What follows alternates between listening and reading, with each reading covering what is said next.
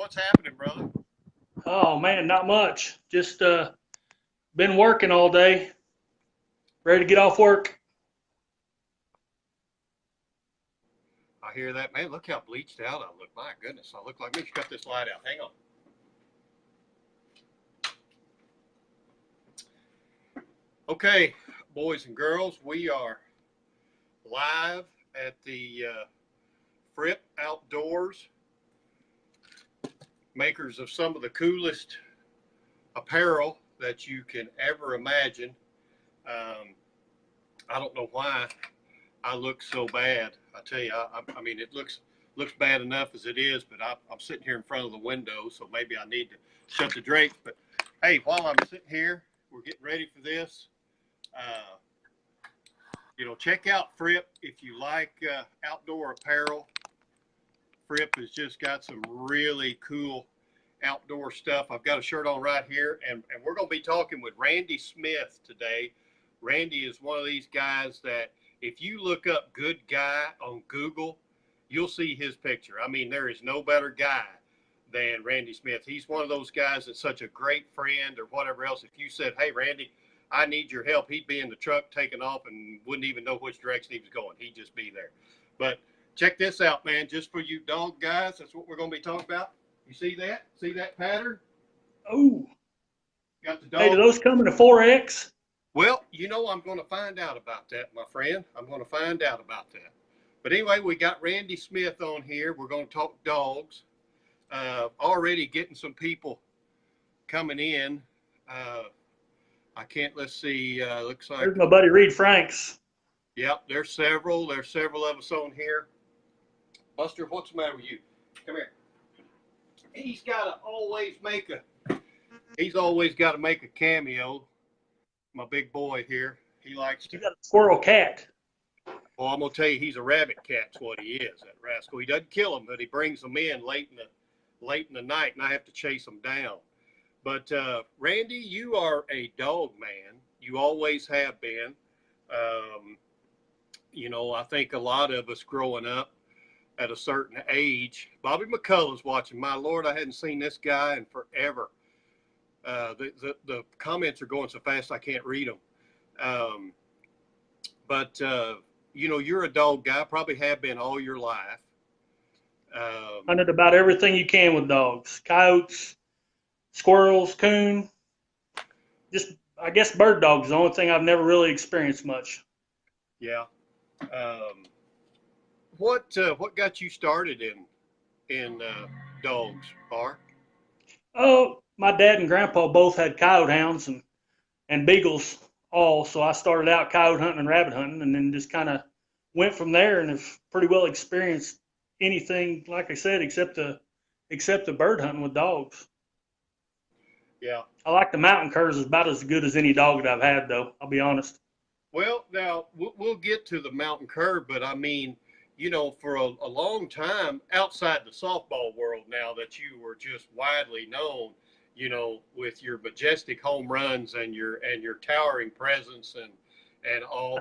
Easy. We'll get over. We may even talk about that a little bit too. But you know, you were mainly known, for coon hunting. For your now, you ran red bones, right? Wasn't that what you were? Weren't you? Ooh. I mean, you could have said blue ticks, and that would have been worse. But Walker dogs are the best. Back in the day. Yeah, I knew that. Now, what about coon hunting? Some of these people out here that haven't done coon hunting. Tell them a little bit about that. Well, it just you're just working with the dogs, and it's kind of a satisfaction of seeing a young dog succeed.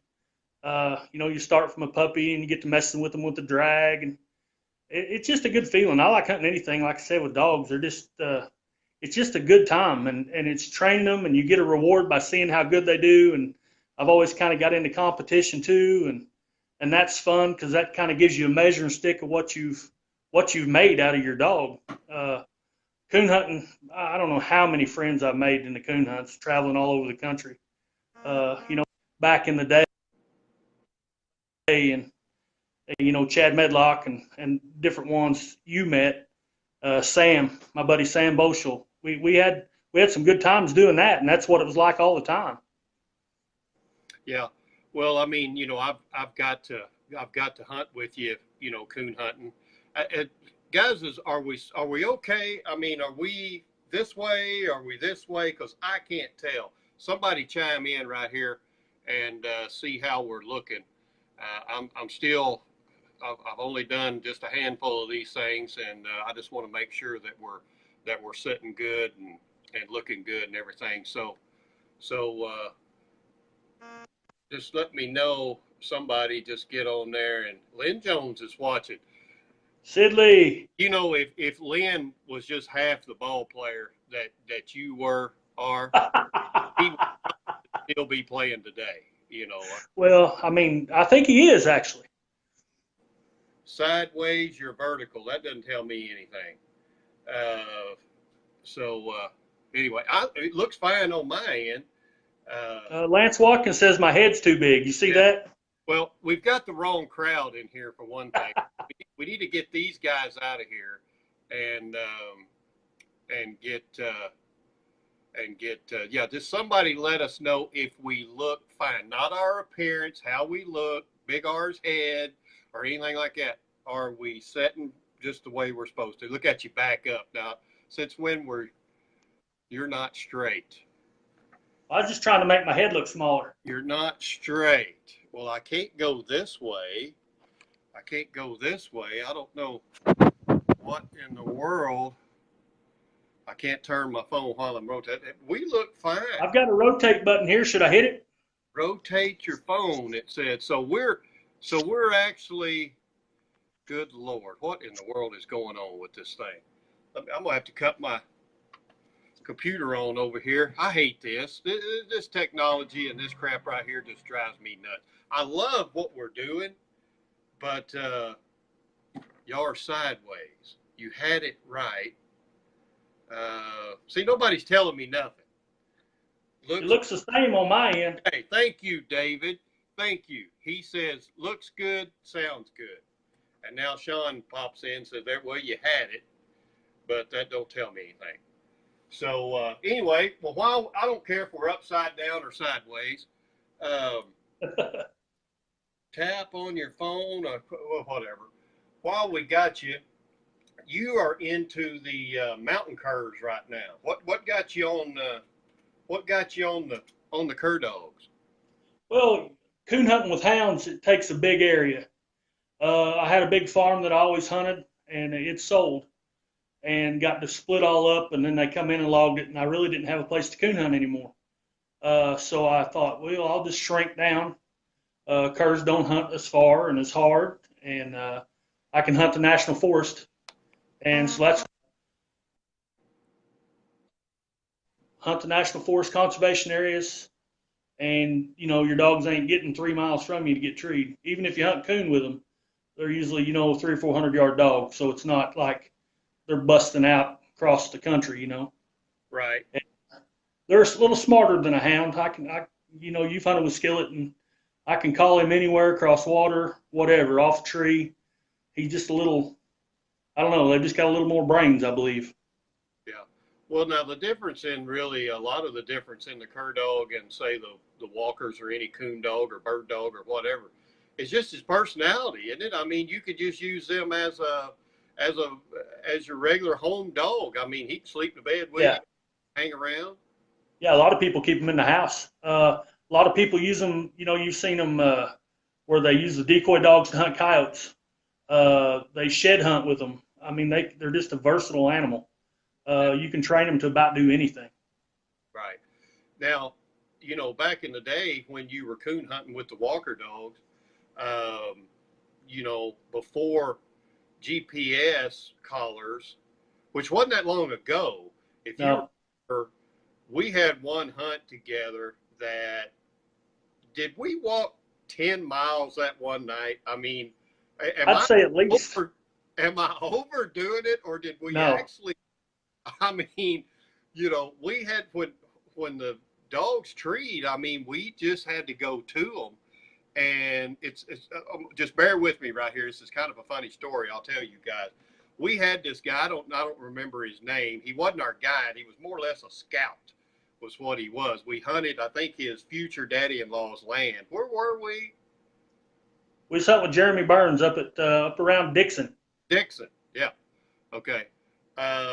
So we were hunting with them, and this cat, I don't remember this guy's name. I can't either. Here he was. It was cold out, but he smoked 4 packs of cigarettes. He wore a members only jacket. I'm not even sure he had boots on, and he just run off and left us. I mean, this guy could walk with the best of them, and he would almost be there before the dogs treat. And so we got into one of our places to where we'd walked so far that we were just about to give out. And he said, well, hey, I'll go back and get the truck. So it took him a while, even as fleet-footed as him, it took him a while. But when he come back, tell him, Mark, what did he say?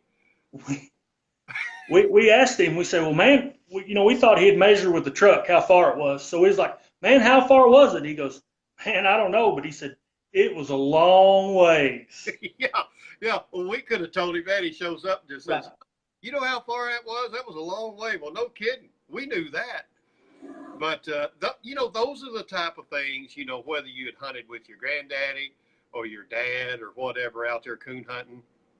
I mean, those are fun times right there. They'll lose the dog and you leave your coat and you come back the next day and they're laying on your coat and just hearing them bark.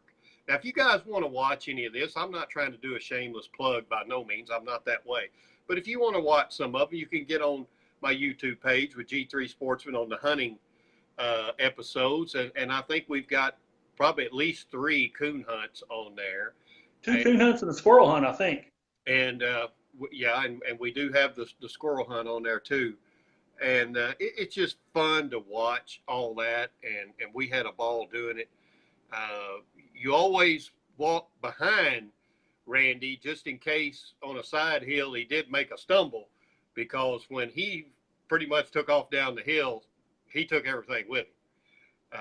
But he was also in his defense, he said that if a bear or whatever shows up, we could all get off because he's going to have to be the one to stay back and fight him. And he'd have done it. I guarantee you, he'd have done it. But back to the cur dogs. Now, your dog that you're so proud of, is he your first one, Skillet? Is that your first one? Yeah, he was. I got him when he was 6 weeks old, and he'll or next week. I've had him. Ain't no telling how many squirrels we killed and how much time we spent together. Yeah, he seems to be a good dog. I guess when I hunted with him, he was probably about 2, because it's probably been at least 4 years since. Yeah, he's 4 or 5 when you hunted with him. Now, when you're hunting squirrels, tell everybody the technique of what you're doing in hunting squirrels with a dog. Well, it's really 2 or 3 different ways you can do it. Walk hunt quite a bit in the fall when the leaves are off, and the dogs will just go get treed just like you were coon hunting, except the difference is there's a lot more squirrels than there are coons, so you're still not having to go that far. The dogs will hunt around you, when you go in, kill the squirrel, hopefully, or, you treat quite a few dens and stuff. Or a lot of times I'll put them out in front of my side-by-side going down the road, and they'll tree off the road within usually 100 yards. You'll walk your butt off because you make a lot of trees, there's a lot of squirrels. But that's pretty much it. You go in and shake a vine or 2, try to get the squirrel moving, and then let your buddies shoot him is what I try to do. I try to take a lot of kids, and they have a lot of fun because it's action-packed. They really get kind of addicted to hunting because it's not boring. They don't have to be quiet. They can be loud, cut up, and get to shoot quite a bit. Now, a cur dog isn't as loud as most of them. I would assume isn't as loud as like a coon dog or whatever as far as barking.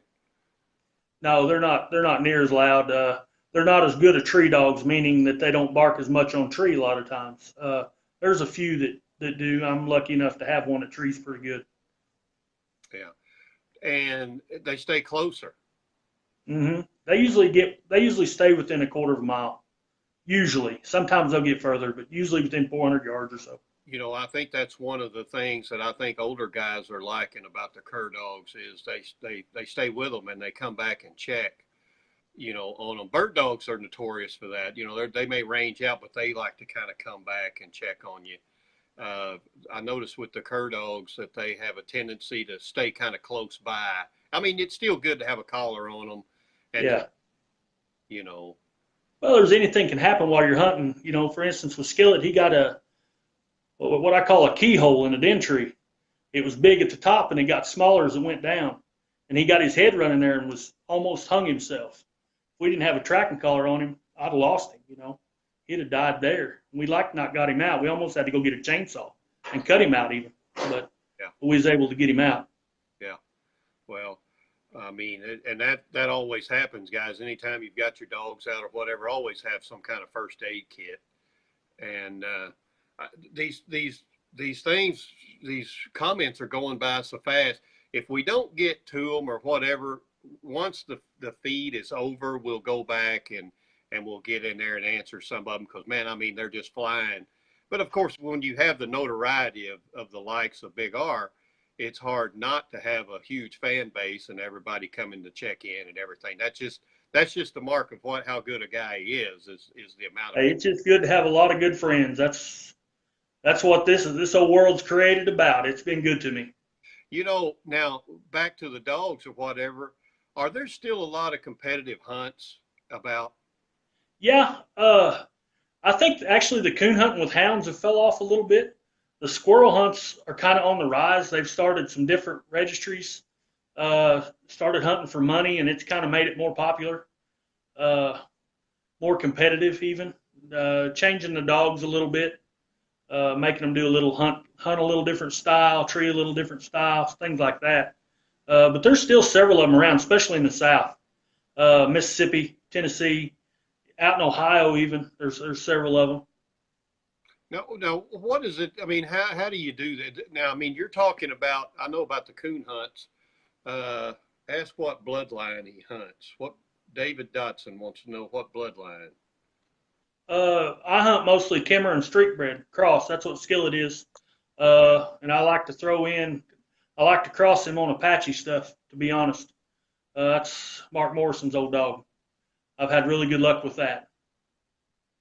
I missed it a while ago. Somebody said be sure to mention UMCA or is that YMCA or I'm on the board of directors for the UMCA, UMCA? Okay, well there you go. United Mountain Fair Association. You got a shout out from the great Big R. Okay, now tell me a little bit about what goes down at these competition hunts, and what you do. Well, you draw it and cast the three, so you'll have three handlers, three dogs, and a lot of times a guide. And instead of striking and treeing your dog like in a coon hunt, you just have to tree them. So when you hear your dog get treed, you tree your dog. They have to stay treed for 2 minutes. Other dogs can cover them and get points, but you get treed for 100, 150, and 25. I do believe in most registries. You get into the tree, you got 30 steps around the tree to find the squirrel. A dog's got to be out of that 30 steps to be considered split tree, to have their own tree, to be scored separate. You know how squirrel is. Squirrel can just fly through to the top of the tree, so they could be kind of anywhere. But you can find dens and nests, and you get circled up if you don't find a squirrel most of the time. And of course, plus what you're shooting for, you want to find that squirrel. And you hunt for 2 hours. And most of the time, some registries are different. Some hunt for an hour and a half. But and then you try to get the score. Some are full elimination, which means you move on. Each cast you win, you keep going till there's one dog that's won everything, you know. And some of them you don't. Some high-scoring dog wins out of all the casts. It just depends on what you're hunting, what rules. How do they keep up? I mean, how many judges is there to? I mean, Usually just one judge per cast. You said there's just 3 dogs per cast, so he can bounce. Okay, that's yeah. You got one judge, and like I said, you have to be verbal about it, treating your dog, and he writes it down. You know, such and such treat for 100, If another guy trees second, such and such treed for 50. If third dog gets treed there together, such and such treed for 25. So they announce that so you know where you're sitting. And you kind of try to keep a running score in your head, but you can ask the judge anytime what the score is and anything like that. But every decision pretty well comes on him. He has to see the squirrel. Majority of the cast sometimes, just depending on what you're hunting. Like I said, there's different sets of rules in each registry, and I think there's about 6 registries now that hunt squirrel dogs. Yeah. Do you still get to go coon hunting any? I hunt skillet quite a bit. I hunted, I don't know, probably 15 or 20 nights last winter. Did something I'd never done. I treated coon on the outside every night I went, and treated as many as 6 singles, which is a bunch of coon for here. But yeah, I hunt quite a bit still. Aren't the cur dogs, aren't they considered like for coon hunting? Aren't they like the meat dog? Yeah. Yeah, that's exactly what they are. A lot of them will tree anything and go up a bush, but I'm pretty lucky. Skillets, he'll tree coon at night and squirrels of a day. He'll tree some coon of a day too, but he don't really run anything off. Don't tree possums. Don't mess with armadillos, deer, anything like that. He's been a pretty good straight dog. I've got a couple young dogs coming on now. They're a little trashy. One of them is, and I've had a buddy that's been working on her for that for me a little bit. Yeah. Now somebody just asked, is there any tournaments locally? So is there? Mansfield has a club, NKC club. That's about as local as it gets. Most of my other hunts are 2 or 3 hours away or further. The UMCA hunts are mostly Mississippi and Arkansas and Tennessee. Yeah. Yeah. Now, what is really, I mean, is the only difference in hunting cur dogs on coon and a walker on is the range, or is it just different style? Your hounds run a track. They've got cold noses most of the time. Cur dog either runs a pretty hot track or trees layups. Meaning they wind them, pick them out of the air, and can pinpoint the tree the coon's in that way, from the air or the breeze or like that. They treat squirrels the same way actually too though. I know that when I hunted with you squirrel hunting, I mean it was a little snow on the ground, a little skiff of snow or whatever, and we just kind of traipsing through there. But I mean, we could just about at all times, well, especially because there's no leaves and it was kind of open, we could just about see the dogs at all. And I remember them barking. What was the other dog's name? Juice? Juice. Yeah, what was it Sam said, that you name all your dogs after food? Food, yeah. I mean, look at me. I mean, one of my favorite things. Yeah, I hear you're a cattle baron now. Well, I bought a few cows. I've had kind of a string of bad luck with that, but that's just part of farming, Grew up on a dairy farm, and, anybody knows that a milk cow or a breed of milk cows just looking for any reason to lay down and die. They really don't even have to have one. They just do. But the beef's a little more hardy and easier to take care of. But I've still had my share of a little bit of bad luck the last couple months, but it'll change. It'll get better. Now, how many dogs have you got? I have, I've got 3, and my brother and nephews have 3. So I've kind of got 6. Yeah. So now that's another thing about a cur dog versus a walker. They don't eat as much. They're smaller. Most of your curs are 45 pounds at the upper end. You see some bigger, but I like about a 40-pound dog, about a 35-pound female usually. Yeah, I like a little bit of speed, a little bit of athleticism with them, and they get around through the woods a little better, I think. How many different colors are those cur dogs? They can be about anything. You get all kinds, all shades of brindle, blue, yellow, red. Some of them are tricolored. I mean, you just get a little bit of anything anymore. Yeah. We always have. I mean, it's just part of it. They all go back to dogs. They started just from mountain dogs and bred them up. And that's where my next question was, I mean, where did this breed, do you think, come from?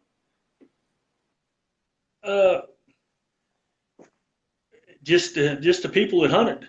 I mean, I think they just had dogs that was game dogs, meat dogs, like you said, and you know, old Joe would go across the holler over here to Fred's house, and he had a pretty good dog, and they'd breed. And I don't know, in the 50s, it actually become a breed, but that's how it got started. It was just dogs being bred to dogs that were good tree dogs or good game getters, you know. And when they got it right, they said, "Hey, I think old Slim over there, he's got one like this. Let's breed and get a batch of puppies right here." And that's how it started. Yeah. Well, and there's been some big names that's responsible for the curs. You know, Robert Kimmer, Carl Smith, uh, Ledbetter. There's a bunch of them back in the day that they're the ones that kind of got the strain started. You know, and then some of them split off later on in the years to their own, but that's where it got started from. Yeah, yeah. Well, I mean, will you ever go back to having Walker dogs or? No, no, I don't really miss the hounds much. I'd wage rather hunt the style that the cur dogs hunt. Yeah. You know, I just had so much more control. You know, you'd go hunting with hounds of a night, and you might not get into 2 or 3 because you couldn't get your dog caught. Oh, Hey, I can get skillet in 10 minutes, no matter where we're at. I mean, I can call him as far as I can hear him. It's just so much simpler. And I'll always have cur dogs. That's something I really like. And like I said, you know, Skillet's he's my best friend. I take him everywhere with me. He rides on the side by side with me just when we go on rides. And you know, and I've got a jip out of him named Pepper that's coming right in his footsteps. She'll be just like him. She's super nice female and out of Skillet, and she's my next thing. You think I could make a squirrel dog out of old Buster right here? Yeah, I think so. It'd be hard to hear her meowing on the tree. Well, yeah, but she could climb up there and get them. See, she'd be retrieving cat. That's right. We could just carry him, and when the dogs treat, we just carry him up there and let him, you know, like the monkey that Jerry Clower had, you know, that old monkey with the flashlight, you know, he'd run That's right. Shine down every limb. Yeah, I shot old June in the head because she slick treed. That ain't good. So we could have old Buster, you just have him, because, man, I'm telling you, he could shimmy up a tree like a bear cub. Oh, yeah. But, you know, that's another thing that I look forward to doing. There's so many bears getting to be around here. I know one of these days we're going to tree one. And I hope to get a little video of that when it happens. But it's bound to happen. I mean, they found a great big one dead in Current River yesterday, I think. It looked like it probably weighed about 400 or 500 pounds. But they're getting to be everywhere. We've actually got after them a little bit with the hounds before. But I look forward to treeing one. I think it will be in the next couple of years. We will tree a bear. Yeah. Well, hopefully that's what you get, is a treed bear and not a cornered bear.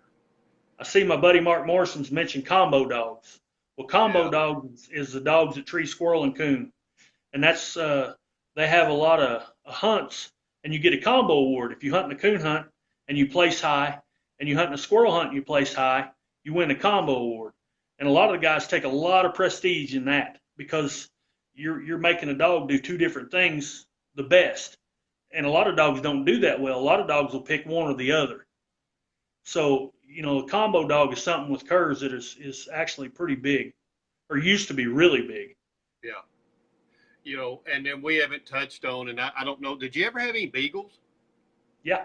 Yeah, I used to rabbit hunt when I was a kid all the time. Was that? Love it. Oh, I mean, that is just so much fun when we used to look, and nothing.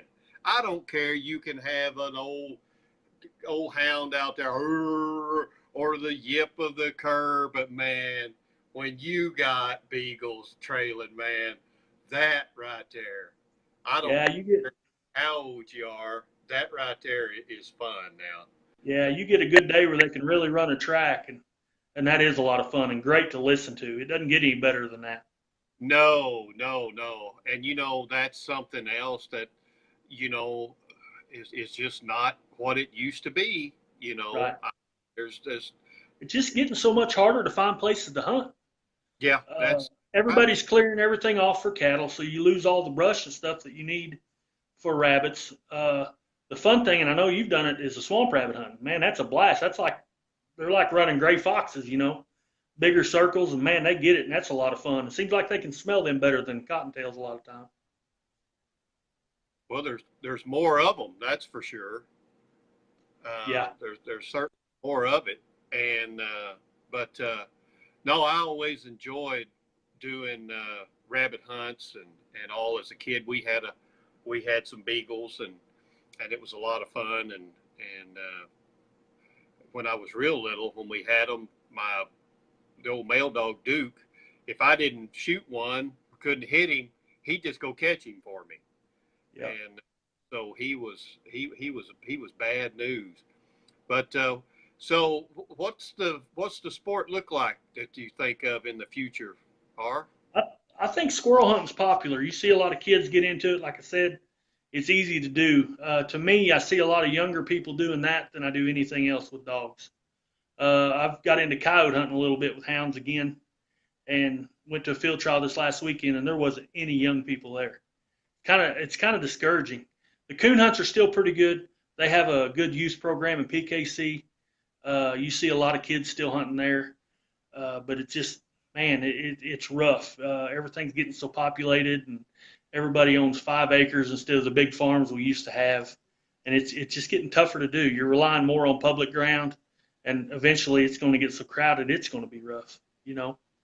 But we'll just keep on doing it till we can't do it no more. Are the good times really over for good, or do you think there's still a possibility for all of us? Oh, there's still a possibility, but it's slowly, you know, you've seen it. You've been around hunting your whole life. You've seen it, how it's changed. Yeah. Well, Randy, is there anything else you want to kind of add? I know you're about ready to. You've been at work all day, and you probably want to go eat supper. I hadn't eaten either. I could miss a meal or two. Well, I'm actually off the clock already. I just found me a nice quiet office here to do this in. well, guys, really get out there, and if you've never experienced this hunting with dogs and all, it's really a great sport. It's not about the killing or whatever on there. A lot of the guys, most of the time, um, the guys are basically shooting game now just for the young dogs to Yeah. what do they call it, to identify. Well, just you got to reward them. My opinion. There's people that don't believe that, but I do believe you're better off knocking some game out to them. I think makes them want it more. Also, I eat a lot of squirrel, so I do kill a lot. I mean, and I've got people that'll call me, hey, I need a mess of squirrel, so I'll kill them. You know, I'll kill them 8 or 10 and take them to them, and sometimes I'll even clean them for them. But Yeah.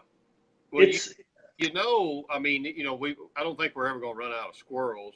And as far as the coon hunting and everything, oh, you're shooting bandit or this, that, and the other. Well, those coons that are raiding your trash cans and this, that, and the other is because they've run out of habitat or there's too many and they're looking for stuff to eat. So, I mean, there always has to be some sort of selective harvesting and everything. balance. There's got to be a balance. And just to keep from having disease and this, that, and the other.